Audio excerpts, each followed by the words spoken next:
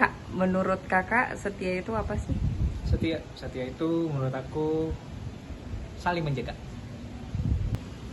Setia, setia. Waduh, gue belum belajar nih setia. Ntar kata-kata gue jelek lagi nih. Setia tuh apa ya?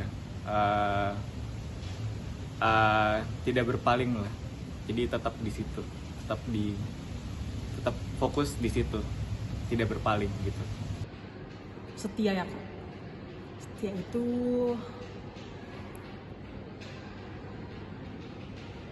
teguh, teguh sampai akhir gitu. Atau apa yang lo kerjakan siapa aja, yang penting konsisten, teguh dan konsisten. Apa ya, cukup satu lah. Setia itu menurut gue pengorbanan. Yuk ya, oke ya, mulai ya. Oke, 3, tunggal, action.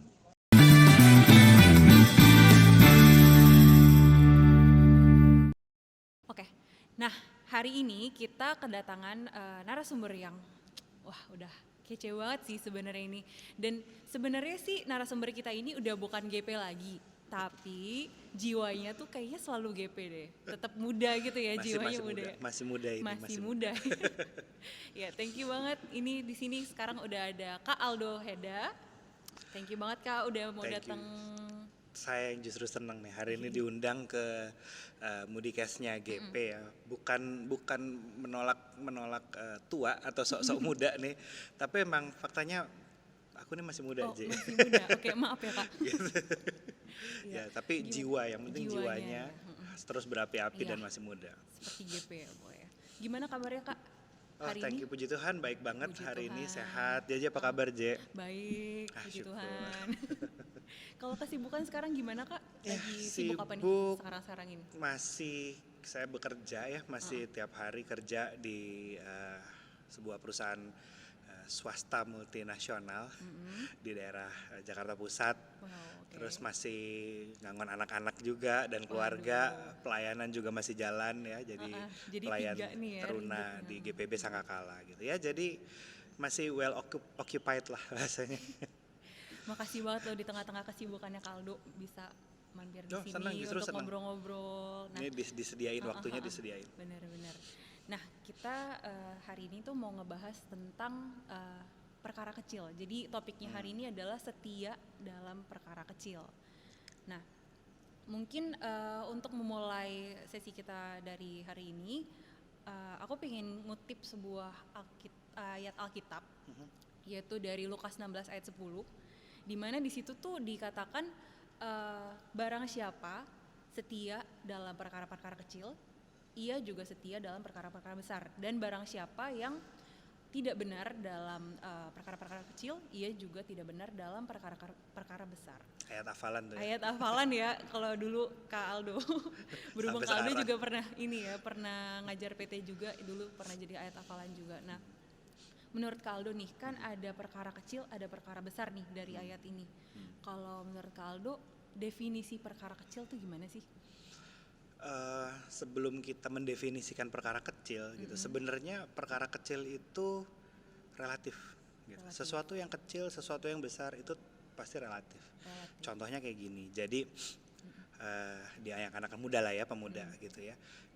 Mungkin mahasiswi di semester 7 atau 8 lagi bikin skripsi nih. Buat mereka itu perkara gede banget gitu ya. Tapi buat yang udah lulus kuliah 2-3 tahun setelahnya atau yang lagi ngambil master, S2 dan seterusnya, skripsi itu perkara sederhana gitu ya. Jadi akhirnya perkara kecil itu dilihat kecil oleh siapa dan dilihat besar oleh siapa gitu. Jadi definisi perkara kecil itu mungkin saya bisa bilang begini. Perkara kecil adalah sesuatu yang menurut kita ya, opini kita secara pribadi bisa kita lakukan tanpa energi yang terlalu besar, waktu yang terlalu besar, dan upaya yang terlalu besar. Tapi itu sudut pandangnya single person gitu. Jadi buat Personal orang lain gitu ya. personal, perkara Personal. kecil itu pasti personal, nggak mungkin, karena beda. Aku sama JJ aja bisa bilang, mungkin Benar-benar.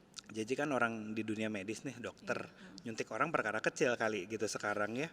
Aku nyuntik orang gitu, tremor gitu kan. iya, benar Terus sih. ke dokter yang nyuntik waktu itu Presiden Jokowi juga gemeteran. Mungkin kalau dia nyuntik orang lain lebih itu. Jadi perkara kecil gede itu bener-bener tergantung kondisinya. Tapi ya itu tadi aku bilang, perkara kecil tuh yang menurut pribadi mudah dilakukan, tidak butuh waktu, tenaga, effort, uang dan lain-lain. Itulah perkara kecil. Itu definisinya personal ya. Tapi Personal. itu yang kalau dari Kak Aldo itu berarti perkara kecil ada yang nggak banyak mengeluarkan tenaga dan Ya, usaha. nggak gitu butuh ya. energi dari kita secara pribadi. Tapi ini Kak, kalau dari ayat itu sendiri ada kata setia. Nah, kalau setia ini menurut Kakak gimana Kak? Apakah sulit? Setia itu apakah hal yang sulit gitu? Gimana Kakak? Setia itu hal paling sulit. Hal paling sulit ya? Hal Gimana paling tuh, sulit Kak? karena kenapa ayat itu ada gitu. Mungkin salah satu konteksnya pada zaman itu sampai zaman sekarang gitu ya. Ketika sesuatu itu mudah, orang relatif mengabaikan gitu lah. Jadi tidak peduli gitu. Jadi kayak yang ini simple kok, nanti aja deh gitu. Atau ini simple kok, nggak usah dikerjain juga nggak apa-apa. Atau ini simple kok, orang lain aja yang kerjain. Nah, dibutuhkan kesetiaan, karena kesetiaan itu bukan hanya untuk si perkaranya tadi gitu, tapi justru kesetiaan itu gunanya buat kita pribadi yang ngejalanin. Kalau misalnya nih seorang anak SD berpikir pelajaran SD terlalu gampang, saya mau langsung masuk SMA gitu ya, apa yang akan terjadi gitu ya di SMA anak umur 8 tahun gitu. Untuk banyak hal dia akan mengalami kesulitan, bukan cuma belajarnya tapi sosialnya, komunikasinya dan lain-lain. Bayangin anak-anak SMA tingginya gede-gede, dia imut-imut gitu kan ya, karena dia pikir aduh saya nggak mau tambah-tambahan dan kurang-kurangan gitu.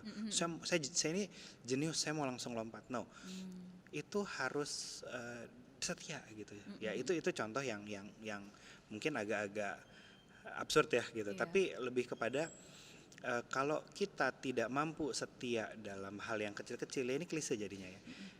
Gimana kita mau ngerjain yang gede-gede gitu. Kita dikasih tanggung jawab yang simple aja kita nggak selesaiin gitu. Apalagi kita dikasih tanggung jawab yang gede gitu. Karena sepanjang pengalaman saya, Tuhan akan kasih kita tanggung jawab lebih besar ketika kita menyelesaikan tanggung jawab kita pada waktu pertama kali gitu. Jadi kalau kita mau sukses nih, ini kan idaman semua orang ya, sukses gitu.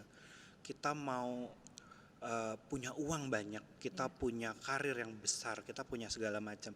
Tapi kalau kita nggak bertanggung jawab di awal proses kita nggak bisa dikasih itu sama Tuhan gitu ya. Karena dalam dunia nggak semata-mata semua karena usaha saya gitu. Tapi seringkali Tuhan kasih ke kita. Seringkali tanpa kita sadar Tuhan berikan tanggung jawab lebih ke kita. Tuhan berikan semacam kepercayaan dari Tuhan untuk kita menjadi lebih besar lagi dari sekarang gitu. Jadi usahanya jalan, tapi Tuhan juga kasih. Nah, Tuhan kasih penilaiannya apa? Salah satunya itu tadi. Kamu bisa ya ngejalanin atau bertanggung jawab terhadap hal yang kecil, so saya akan beri lagi. Kayak itu loh analogi talenta yang di Alkitab juga gitu ya. Tapi kalau dari ini kan secara general nih ya, Kakak udah bahas udah lengkap nih. Tapi kalau misalkan personal, Kakak sebagai ayah di rumah, sebagai karyawan juga di kantor, sebagai pelayan di gereja, itu kan ada tiga tempat yang berbeda ya. Dan masing-masing juga ada perkara-perkaranya.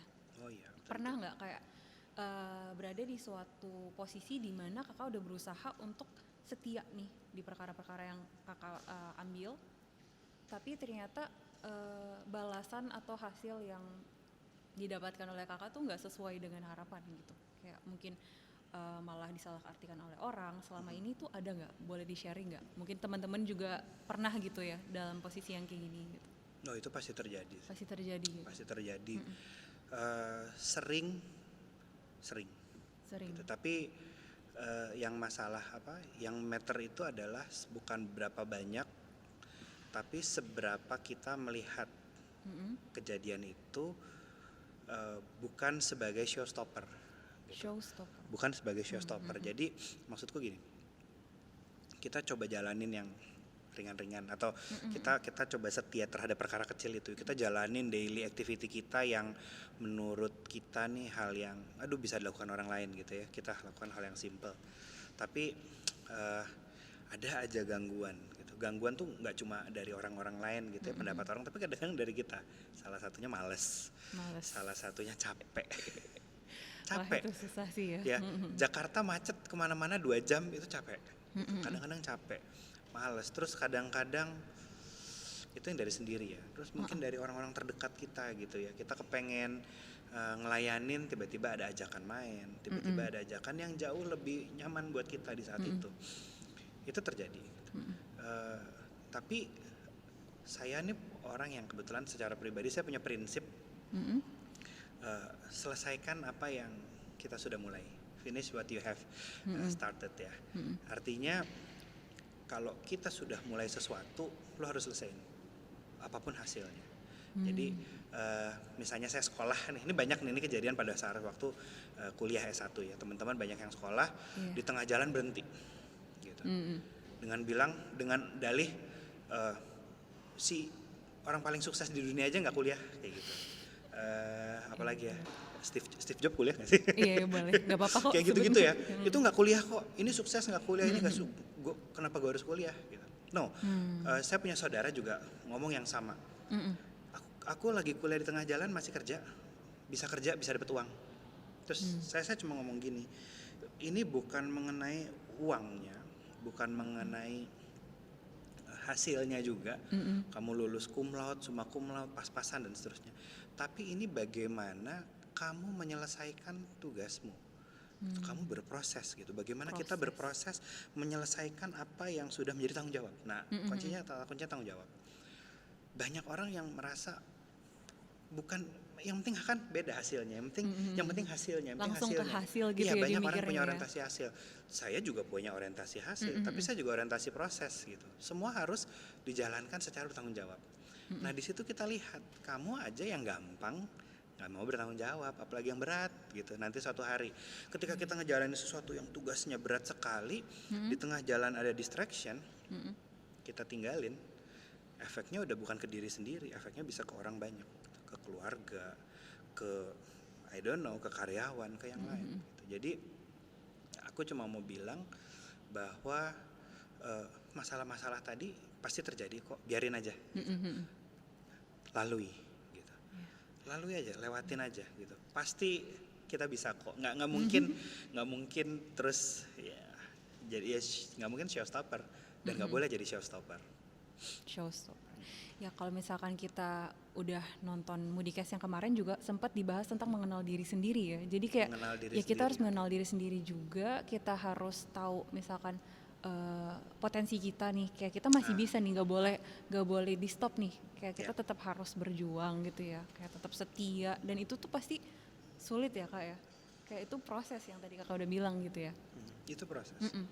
Kalau dalam konteks bergereja nih, kan kita kan gereja, kalau Sakakala kan gerejanya kecil nih ya, dengan talenta yang kalau kata orang sih banyak nih, itu tuh cuman terkadang tuh kalau yang kita alamin sendiri tuh mungkin orangnya kurang, jadi tuh itu menjadi sebuah apa ya, kayak tantangan sendiri gitu, kayak mau nggak sih kita untuk tetap setia di melayani di sini, kalau nggak maksudnya kayak kalau bukan kita ya siapa lagi gitu kan, itu kan pasti tantangan ya kak. Kalau menurut kakak cara-cara kayak gitu iya ya. Rasanya kayak kita terus gitu kan. Ada orang lain apa gitu.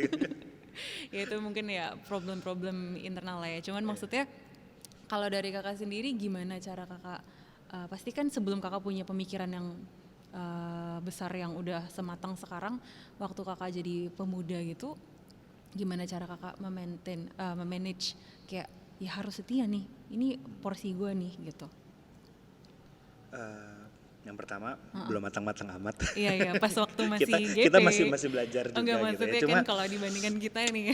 Bagaimana sih supaya saya setia dengan kondisi-kondisi macam-macam ya tadi. nomor satu adalah mindset. Kalau saya selalu Mindset. adalah mindset. Timbulkan mindset yang positif gitu ya. Karena kalau mindset kita negatif, belum dilakuin itu udah berhenti duluan. Gitu. Mindset positif itu datangnya dari mana? Datangnya dari bergaul dengan orang-orang yang positif. Gitu ya, bergaul dengan orang-orang yang positif. Kalau kita bergaul dengan orang-orang yang negatif, mindset kita jadi negatif. Tapi kalau mindset kita positif, itu memberikan dampak buat banyak orang positif. Nah, ketika sudah positif, apapun challenge-nya, apapun tantangannya, kita tetap jalanin. Ini ada cerita juga bahwa waktu dulu kepanitiaan lah ya di gereja. Lagi rapat-rapat, ribut-ribut, ya biasalah rapat beda pendapat kan ya, beda pendapat, masalah budget, masalah acara, masalah kostum dan segala macam. Terus begini, kayaknya si Ani nggak suka deh sama gue, gitu. Dia nggak suka sama gue gitu. Mending gue keluar aja deh dari kepanitiaan ini. Itu mindset yang negatif. Tapi mindset yang positif adalah ya sudah, ketika itu terjadi semua perdebatan terjadi, itu sesuatu yang menurut saya sehat. Kembali lagi minggu depan sudah dengan solusi. Gitu. Solusinya apa nih? Dispute kita yang minggu lalu, Pak Ketua tolong putuskan. Itu mindset positif. Jadi apapun yang sudah terjadi ya nggak apa-apa, itu terjadi gitu. Hal buruk terjadi, tantangan terjadi, ganjelan itu terjadi, dan ini nggak cuma ngomongin panitia Natal, tapi dalam hidup sampai kita benar-benar ketemu Tuhan suatu hari. Kalau mindset kita negatif, kita mundur. Tapi kalau kita positif, ya udah. Kalau udah terjadi terus apa? Terus gue harus ngapain? Gitu. Cari solusinya, jalanin sama-sama.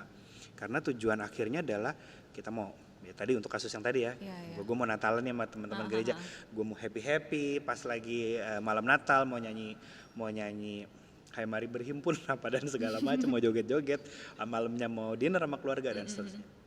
Itu yang dipikirin, bukan proses ketika berantemnya. Ya sama kayak tadi, setia. Ketika kita bermasalah, anggap masalah itu ya sudah, itu terjadi, that happened gitu ya. Itu di masa lampau, masa depan kita masih ada. Kejar yang masih bisa kita kejar, yang udah terjadi udah nggak bisa diapa-apain. Dan memang kalau yang aku lihat ya, kayak sekarang ini, apalagi ya kayak aku juga masih anak muda, kalau anak muda zaman sekarang nih kayak justru yang perkara-perkara kecil tadi ya, setianya itu dilupain, karena kayak kita maunya langsung instan gitu loh, langsung pengen gas langsung ke tujuan kita tuh besar gitu kan. Nah kalau misalkan dalam kehidupan sehari-hari, menurut kakak implikasinya dari setia perkara kecil itu gimana kak? Maksudnya kayak mungkin kita juga bisa sambungin ke arah untuk yang bekerja, yang ekonomi dunia sekarang kan lagi itulah ya kata-kata orang resesi dan sebagainya macamnya itu ya. Maksud aku kayak itu menarik sih. Proses setia tuh ya, implikasinya terhadap dunia nyata saat ini. Ini pengamatan saya terhadap teman-teman di luar sana yang khususnya masih umur mungkin belasan dan masih 20-an something gitu ya, masih muda lah. Mereka banyak di-influence oleh para influencer ya, yang katanya influencer atau social media gitu. Oh, mereka kepengen seperti itu gitu. Jadi misalnya ada yang di Instagram atau di sosial media ada yang lagi liburan ke Bali. Ada yang lagi nonton konser, maraton festival tiap minggu gitu. Itu kan butuh uang ya. Lagi banyak-banyak itu butuh duit ya gitu. Konser gitu, datang dari luar negeri, datang dari dalam negeri. Ini yang paling bentar lagi ada Rich Brian dan Nicky dan banyak deh pokoknya. Aku juga penggemar mereka juga kebetulan. Pengen eksis. Gue pengen eksis. Tapi uangnya lagi nggak ada nih gitu. So what they do? Mereka bukan bekerja, mereka melakukan itu foto KTP ya, pinjaman online. Kan saya orang bank nih ya, saya orang bank gitu. Banyak sekali. Kebetulan di perusahaan saya ada digital banking, banyak banget anak-anak muda minjem uang tuh cuma 2 juta, 3 juta segitu ya. Untuk bisa menaikkan atau mengikuti gaya hidup. Saya cerita sedikit. Saya ada sepatu yang saya suka nih. Saya sukanya sepatu dari umur 20-an. Dari belasan, sorry. Itu saya baru beli ketika umur saya 30-an. Gitu ya. Bukan duitnya nggak ada. Tapi saya bukan nggak mau konsumtif ya. Saya coba saya masih ngerasa oh itu harganya mahal sepatunya. Kalau saya beli sekarang dengan gaji saya yang masih kecil, tidak pantas, tidak cocok, memaksakan dan lain-lain. Gitu. Akhirnya saya beli ketika memang saya sudah mampu beli, gitu. Yang saya nggak pernah sadarin, oh ternyata gue sekarang udah mampu. Gitu. Oh gue udah mampu nih, gue udah punya uang lebih untuk beli barang yang gue idam-idamkan bertahun-tahun lamanya. Gitu. Ketika saya beli terdapat kepuasan atas diri sendiri, kebanggaan terhadap diri sendiri. Saya tidak harus pinjam uang, saya tidak harus ngutang, saya tidak harus yang lain-lain. Saya beli dengan mudahnya, ya bukan sombong, tapi dengan mudahnya saya beli sepatu itu dan saya bangga. Bukan saya bangga karena sepatunya mahal, tapi saya bangga ternyata saya bisa berproses selama ini untuk menghasilkan diri saya yang sekarang. Dan saya akan masih terus berproses untuk menjadi yang lebih baik. Nah, banyak sekali orang, saya nggak bilang semua orang, tapi banyak sekali anak-anak muda yang tidak mau berproses dan tidak menghargai gitu. Tidak mau berproses dan tidak mau untuk bisa berproses tuh gimana? Ya mau nggak mau kita setia pada hal yang kecil. Nggak bisa gitu. Aduh nih kerjaan gampang banget, gue pengen cepat-cepat naik gaji deh. Gue pengen cepat-cepat naik pangkat deh. Gue pindah perusahaan dan seterusnya. Ujung-ujungnya cuma pindah-pindah doang ya. Jadi just do your part gitu. Lakukanlah bagianmu secara baik. Gitu. Ada yang lihat kok, bosmu lihat, teman-temanmu lihat, orang lain lihat, gitu. Tuhan lihat, gitu ya. Ini sekali lagi juga gimana ngomongnya ya? saya kerjakan udah beberapa kali pindah perusahaannya, udah 2-3 kali pindah perusahaan. Saya nggak mau pindah perusahaan tanpa berprestasi dulu. Gitu. Ini kebetulan aku pribadi ya. Saya tidak mau pindah perusahaan tanpa prestasi gitu. Sehingga ketika kita pindah perusahaan, orang akan bertanya, bagaimana tentang Aldo? Menurut lo Aldo gimana? Dan seterusnya. Dan mereka akan kasih feedback yang positif. Oh si Aldo oke kok, si Aldo bagus kok, si Aldo gini kok, si Aldo gitu. Itu hasil dari apa? Bukan hasil dari saya cari muka, tapi hasil dari pekerjaan saya yang saya lakukan secara berproses dan bertahap. Nggak langsung ambil project yang gede, jadi kayak, wah ini ada project gede nih gue ambil lah supaya nama gue kelihatan. No. Gak akan berhasil lakukan juga dari ya, yang kecil gitu. Kalau kita langsung ambil gede juga ya gimana bisa cara gagal. Gimana cara kita taunya gimana untuk memanage yang besar kalau kita nggak pernah yang bisa besar, sukses, bisa sukses, ya? bisa gagal, gitu. Tapi ketika gagal hancur, selesai kita. Gitu. Kita ambisius, kita pengen ambil yang besar, begitu gagal selesai. Tapi kalau kita start over dari bawah, ya itu tadi yang JJ bilang, begitu kita ambil project yang gede, kita nguasain. Kemungkinan berhasilnya jauh lebih besar daripada kemungkinan gagalnya. Ya itu yang tadi, karena JJ singgung mengenai proses instan tadi kan. Aku jadi kepikiran, iya banyak loh kayak gitu kan. Saya banyak kali ngeliat aplikasi anak-anak muda gitu, masih mahasiswa. Oh, kasus yang terakhir yang di IPB Bogor. Apa tuh? Iya, ada. Jadi nanti dibuka. Jadi kumpulan mahasiswa itu sekian banyak mahasiswa terjerat hutang sekitar total 900 juta. Kalau nggak salah nih, ntar dicek. Dari pinjaman online gitu. Mereka nggak bisa bayar dan ternyata ujung-ujungnya karena untuk itu sih, untuk belanja. Kalau nggak salah untuk belanja ya, untuk konsumtif lah kurang lebih gitu. But itu kan seharusnya nggak terjadi gitu loh. Mereka kuliah aja yang dulu, belajar yang baik, ya kan. Selesai belajar, bekerja, ya, mungkin berusaha, punya duit, belilah yang kamu mau. Gitu. Aku juga kemarin nonton podcastnya, saya lupa siapa artis ya. Dia ngomong, dia terang-terangan. Saya keblinger, begitu udah punya duit, jatuh ke narkoba. Kenapa jatuh ke narkoba? Emang kenapa sih? Kenapa artis-artis itu punya duit jatuh ke narkoba? Tahu nggak dibilang apa? Ini fakta yang aku baru tahu. Karena waktu masih miskin nggak mampu beli narkoba. Bodoh banget nggak sih? Jadi emang dari awal tuh dia ini ya? Dia tuh sebenarnya nggak pengen pakai narkoba, gitu. Cuma dia ngeliat teman-temannya pakai narkoba, dia nggak mampu beli, gitu. Dia nggak mampu beli karena dia miskin. Begitu dia punya duit, dia pengen beli narkoba, padahal dia nggak butuh itu narkoba. Dia cuma kepengen ngerasain punya duit dan membeli sesuatu yang ketika dia dulu nggak mampu. Stupid nggak? Stupid gitu. Nah banyak tuh yang demi kepengen membeli sesuatu, caranya instan, Itu gitu ya, sayang sih. Padahal berproses itu membentuk kita loh, membentuk JJ jadi kayak sekarang gitu ya, menjadi dokter kayak gitu. Jadi emang segitu pentingnya ya kayak perkara-perkara kecil, kesetiaan, proses gitu penting ya. banget. Itu penting banget gitu. Karena kalau yang dari aku tangkap dari kakak tadi, kalau misalkan kita nggak melalui yang kecil-kecil dulu, kita akan chaos gitu ya. Kalau kita chaos. langsung ambil langsung yang tujuan besar kayak gitu, ya chaos gitu ya. Karena kita nggak pernah belajar untuk bertekun gitu kan. Tapi gini, aku juga pengen tahu nih aja.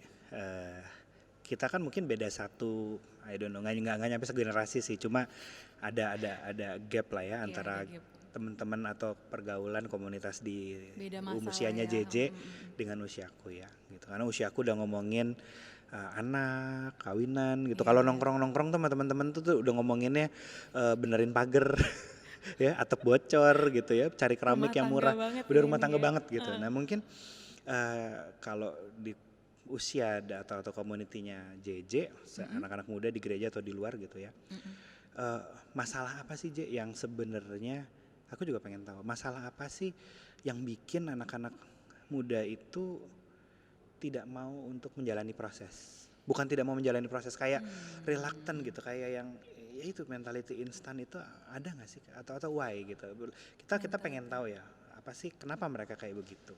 Kalau di aku pribadi mungkin ya, kalau dari teman-teman aku kurang tahu juga. Kalau aku pribadi sebenarnya gini, dengan adanya medsos, dengan adanya gampang lah mencapai informasi segala macam itu, kita kan juga, aku pribadi bisa lihat, oh orang ini udah sukses nih di usia muda gitu, pengen gitu, rasanya kan pengen. Dan padahal sebenarnya kita mungkin nggak tahu gitu dia punya proses kayak apa sampai dia suksesnya. Yang aku lihat adalah dia udah sukses di usia muda gitu. Itu yang mungkin ngebuat aku kayak kepengen kayak gitu ya. Akhirnya ujung-ujungnya ya instan, karena mungkin aku nggak ngelihat prosesnya dia, jadi aku berpikir ya kok hoki sih tuh orang bisa mencapai itu ya. Jadi ya aku sering kali kayak lupa bahwa aku tuh ada hal-hal kecil yang harus aku tekunin dulu, aku handle dulu untuk mencapai hal itu. Jadi ya kayak ya gitu, mungkin tadi yang udah kita bahas tentang gimana anak-anak muda zaman sekarang tuh instan gitu ya, mindsetnya tuh langsung instan gitu. Gitu sih Kak. Jadi akar-akarnya tuh karena iri ya. Iri, bener dan itu ini ada fakta yang aku agak lucu ya sebenarnya, tapi ini ada ya di lapangan tuh ada ya. Zaman gue muda dulu nih, muda. Maksudnya zaman gue lebih muda dulu gitu. Masih muda ya. Masih muda soalnya sekarang. Lebih muda dulu. Brand, kita ngomongin brand ya. Brand yang menurut kita keren itu Nike. Ya, Adidas, terus Esprit ya. Brand-brand anak muda lah gitu. Nah, sekarang anak mahasiswa itu brandnya Balenciaga. Iya bener sih. Ya, Louis Vuitton, gitu ya, bener nggak tuh ngomongnya Louis Vuitton, Hermes gitu ya. Terus gue, ini tante-tante banget gayanya gitu loh.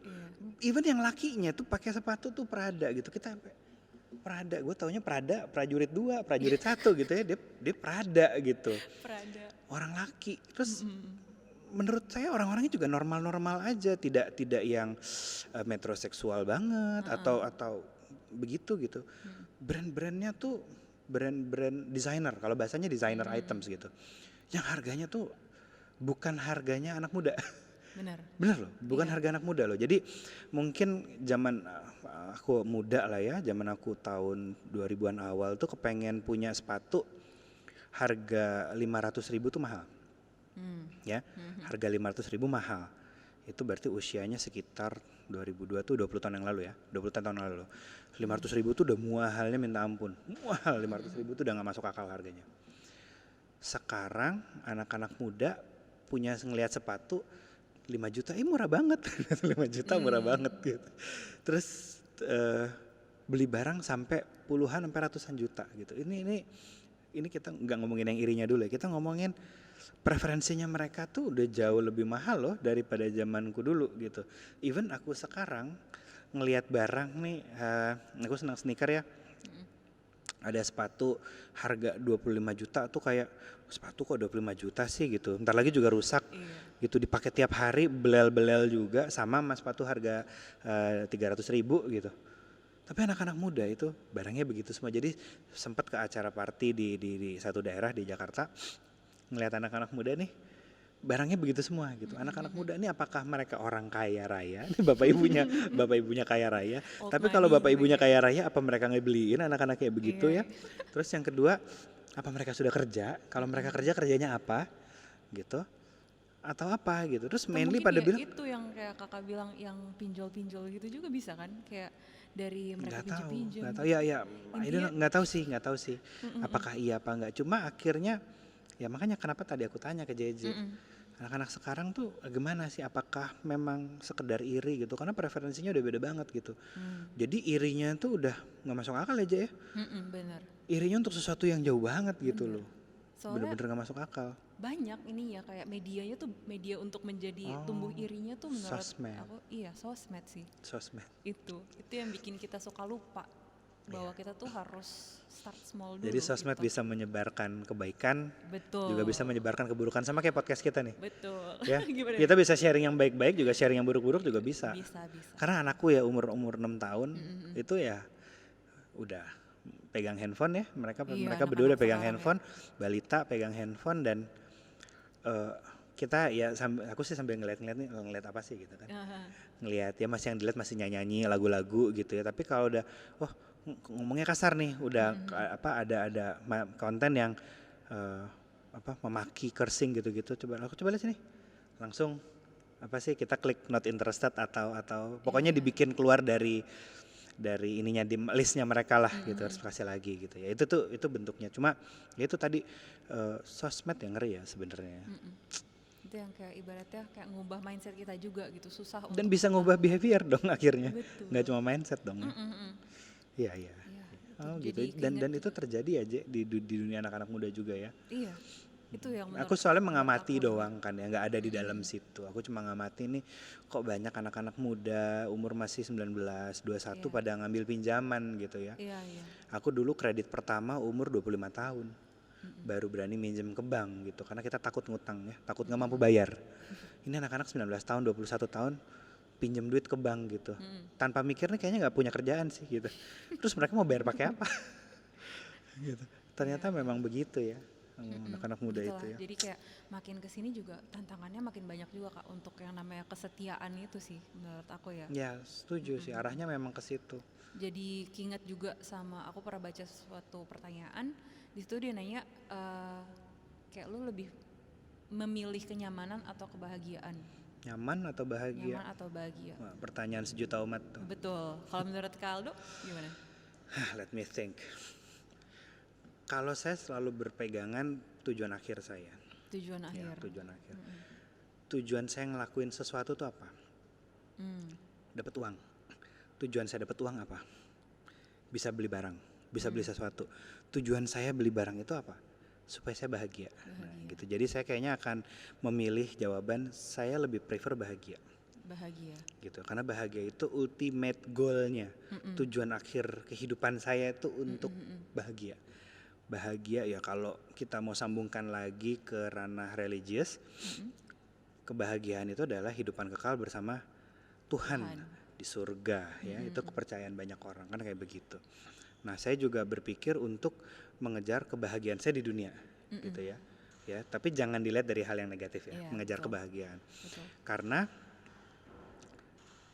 sebenarnya berproses untuk mengejar kebahagiaan itu terkadang tidak nyaman. Nah, makanya Sama tadi kayak pilihannya tadi, nyaman atau bahagia nih. Gitu. Gue mau bahagia. Tapi prosesnya tuh kadang-kadang nggak nyaman. Ya kan Cici juga mau lulus kuliah tuh ya, lulus kuliah bahagia banget ya. Yang begadangnya kan ya nggak nyaman. Kerja kelompok berjam-jamnya nggak nyaman. Mungkin ngabisin waktu, ngabisin uang dan segala macam. Tapi kalau kita mau nyaman, ya kita tiduran aja di rumah, rebahan kata anak zaman sekarang. Kita main game aja di rumah atau browsing YouTube atau Facebook atau Instagram selama berjam-jam. Nyaman. Nyaman. But you don't achieve anything. Kebahagiaan itu harus di-achieve. Makanya kenapa namanya achievement. Gitu. Kita dapetin gitu, hasilnya dengan cara yang mungkin tidak nyaman gitu. Jadi nyaman itu mungkin sifatnya sementara, kebahagiaan sifatnya jauh lebih permanen. Iya. Itu sih yang menurut saya. Ya, dan ada hubungannya juga dengan topik yang dari tadi kita omongin ya, kayak proses dan kesetiaan, ketekunan itu yang bisa mendorong kita untuk mencapai kebahagiaan tadi sih Yes. sebenarnya. And the Kalau process sekadar sometimes cuman painful. sekadar cuman kayak kenyamanan doang ya kita nggak akan setia gitu ya. Maksudnya kalau dibalikin lagi ke konteks obrolan kita hari ini ya, kita bakal pindah-pindah kayak yang tadi di awal Kak Aldo sempat cerita gitu ya, nggak akan setia gitu karena kita cuma nyari kenyamanan doang gitu. Makanya kan ada istilah zona nyaman. Betul. Ya. Dan beberapa orang sekarang lagi mengkritik kalimat zona nyaman itu. Ini lucu. Apa nih? Katanya orang yang selalu ngomong tinggalkanlah zona nyamanmu, katanya itu adalah orang yang berada di zona nyaman gitu.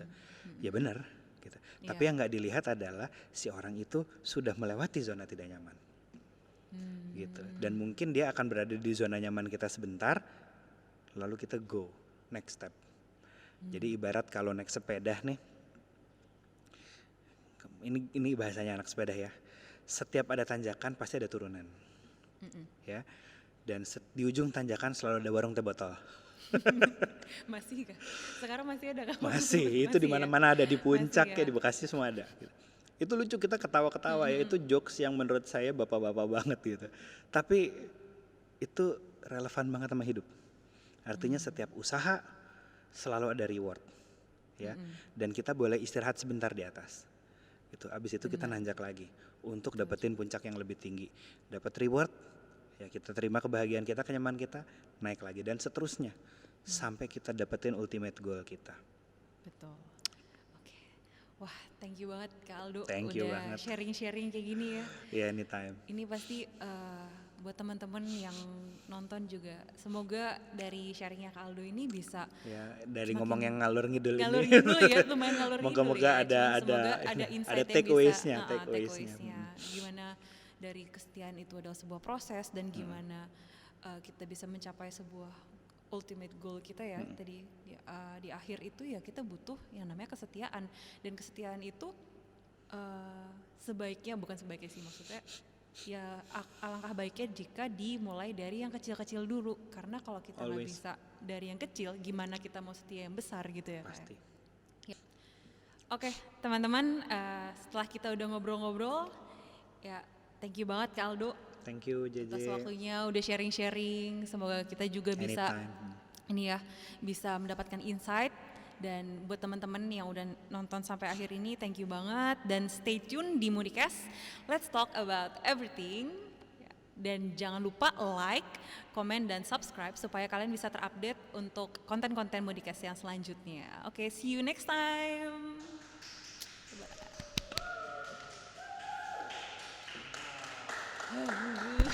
Thank you Kak. Thank you. Oke, udah ya. Tritunggal cut.